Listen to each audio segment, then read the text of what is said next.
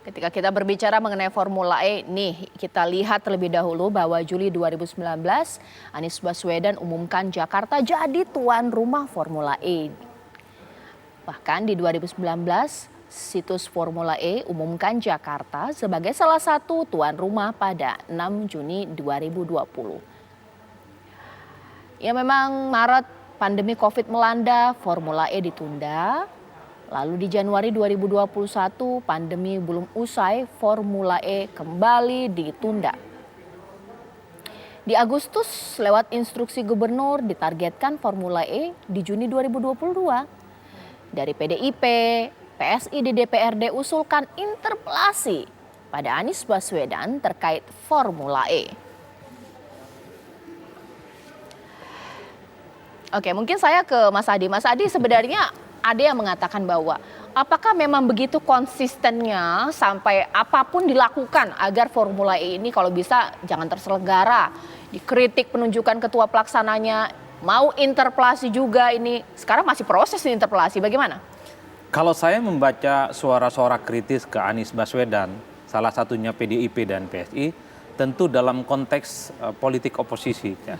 Agak aneh kalau kemudian PDIP di Jakarta itu termasuk PSI muji-muji Anies dan tidak mempersoalkan semua program prioritas.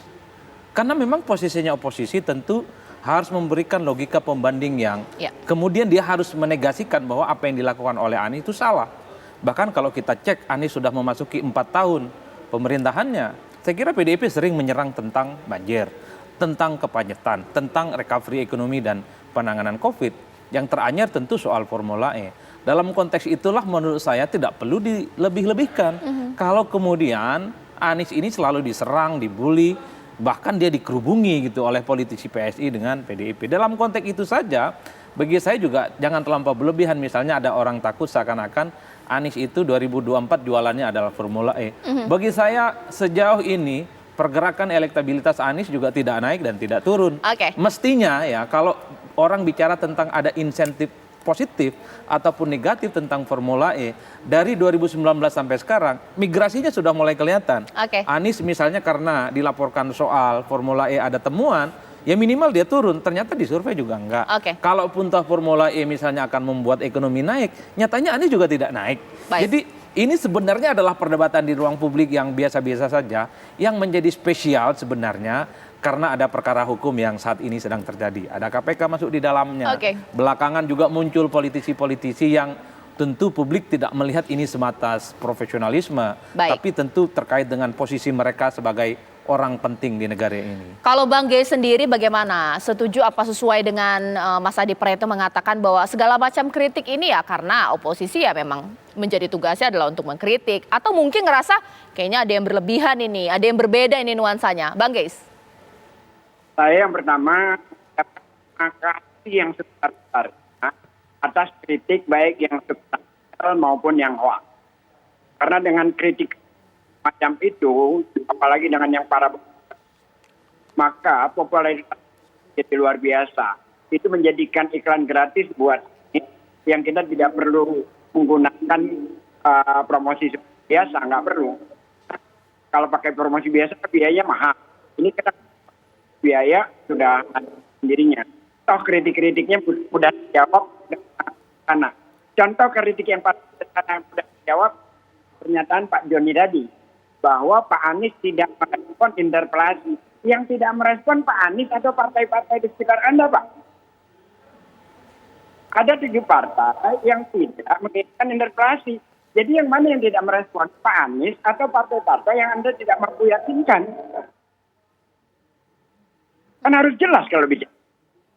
Kalau disetujui oleh seluruh partai, Pak Anies tidak merespon, itu bisa saya benarkan.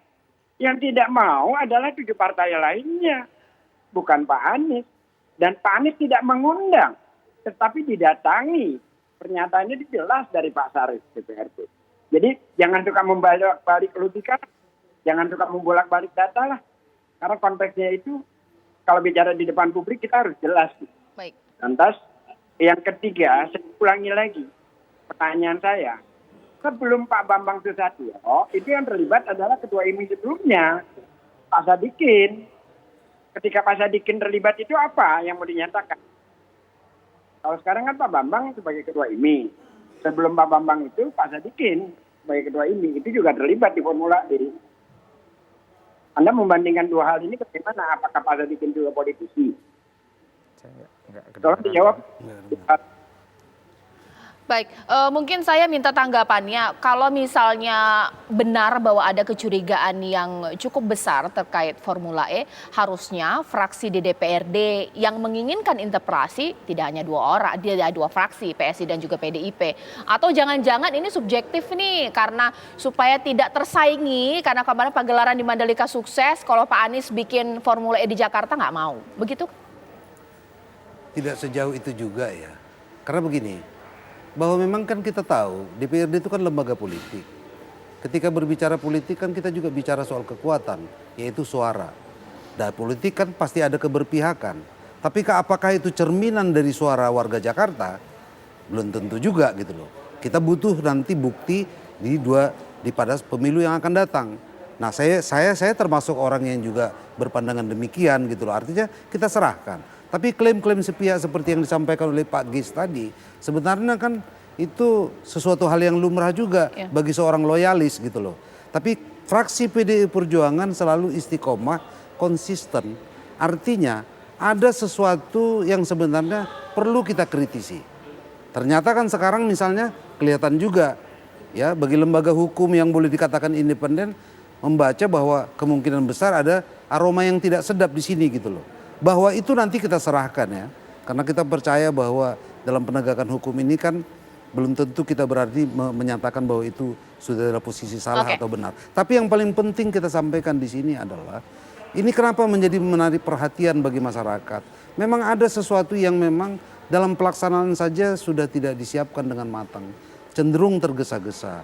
Kemudian ada rasa percaya diri bahwa ini adalah domainnya Pemprov DKI Jakarta. Baik. Tetapi di akhir ini mulai melakukan pendekatan kepada tokoh-tokoh politik walaupun katanya mereka adalah selama ini berkutat di Ikatan Motor Indonesia. Tetapi sudah mulai berani mengklaim bahwa venue-venue ini nanti kita serahkan kepada Presiden Jokowi. Artinya sudah mulai tidak percaya diri. Baik. Itu kelihatan. Baik, mungkin Mas Adi di sini terakhir sebenarnya adakah yang salah jika memang benar sesuai dengan apa yang disangkakan oleh orang kalau Pak Anies ini membuat Formula E adalah untuk kepentingan politiknya nanti di 2024. Kalaupun memang tidak gitu sebenarnya apakah Formula E ini memang untuk warga Jakarta mengingat pebalapnya nggak ada ya WNI ya?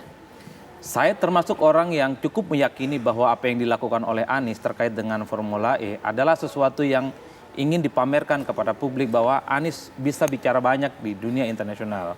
Anies kan selama ini disebut sebagai gubernur kata-kata, gubernur wacana dan tidak bisa bekerja.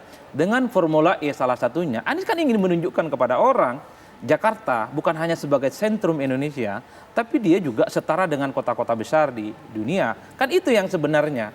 Kalaupun toh itu dianggap sebagai sebuah insentif positif menuju 2024, orang pun juga nggak salah, Cak.